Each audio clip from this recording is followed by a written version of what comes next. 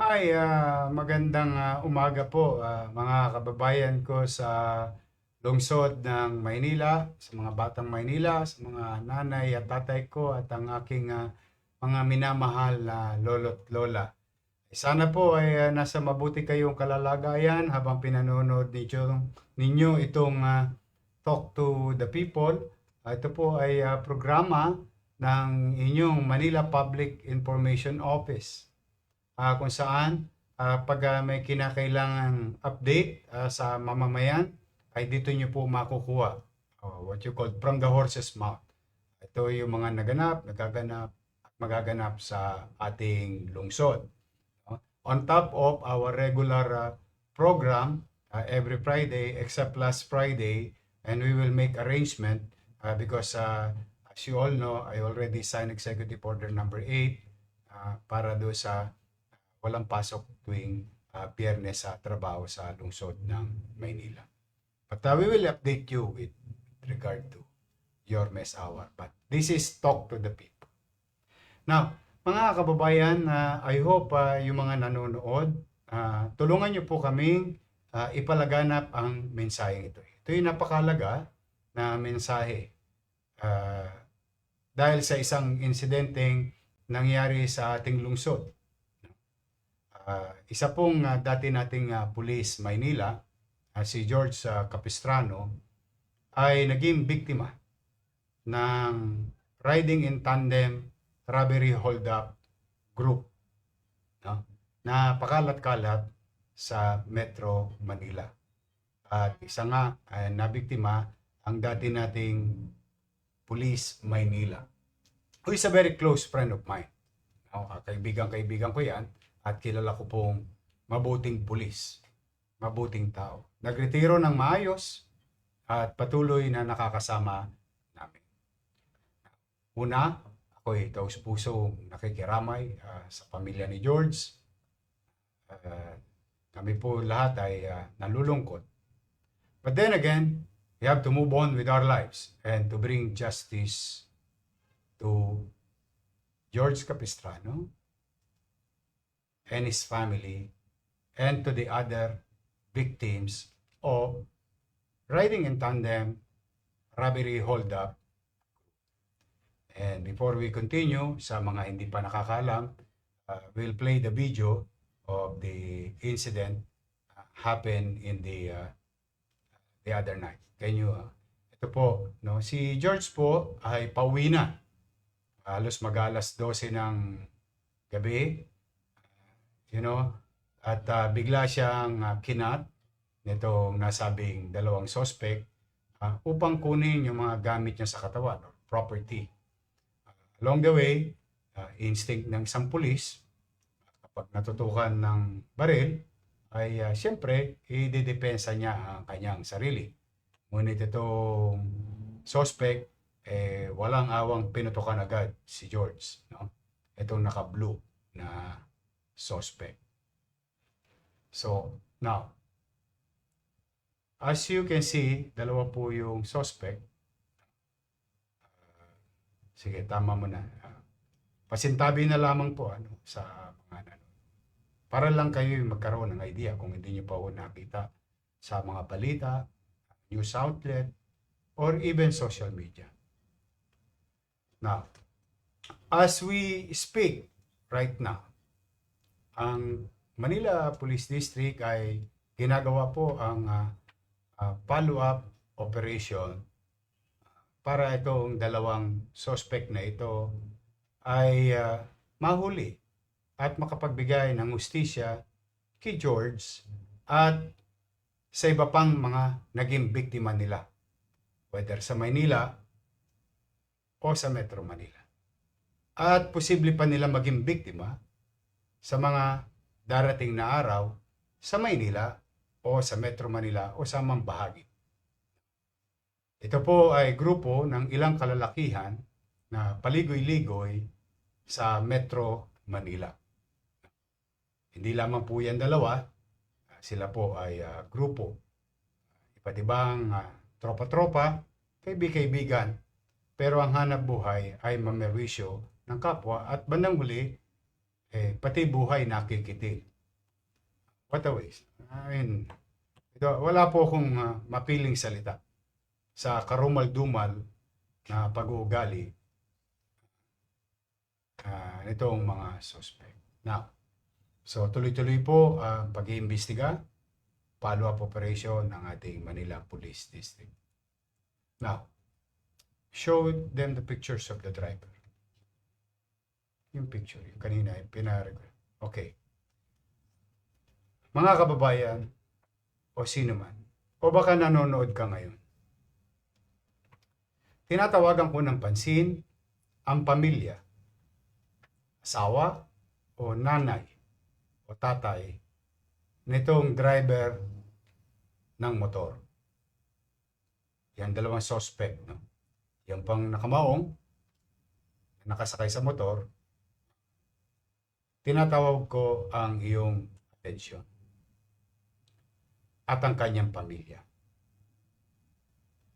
Ang inyong lingkod ay nag-aalok sa iyo. Kung nanonood man ang asawa mo, inaalok ko to sa asawa mo.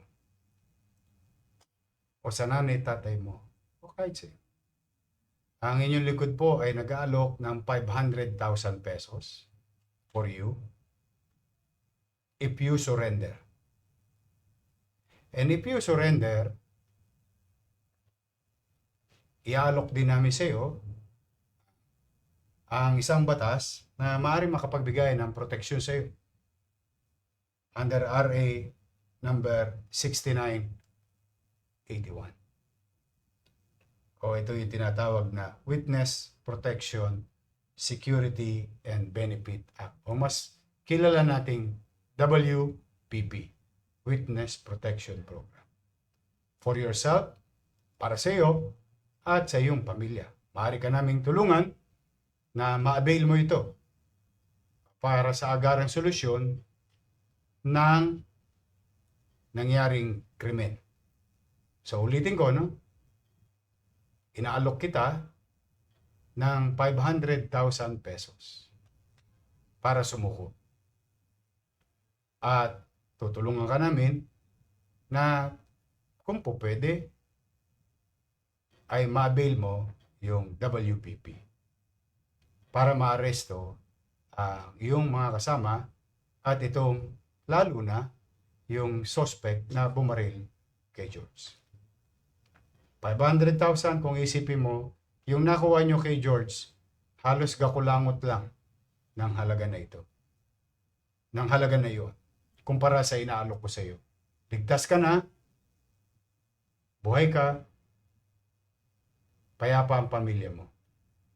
So, doon sa lalaking nakaupo sa motor, kung yung asawa mo, kung nanonood ka man ngayon at asawa mo ito, I am now giving you 48 hours to respond to our offer.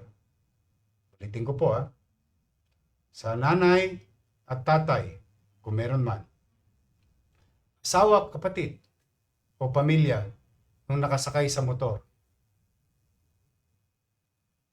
Binibigyan kitang pagkakataong sumuko within 48 hours plus makakakuha ka pa ng 500,000 plus mabibigyan ka pa, posible ka pa mabigyan ng proteksyon under existing law. After 48 hours, wala na po tayong magagawa kundi yung normal na trabaho ng pulis. We will not stop.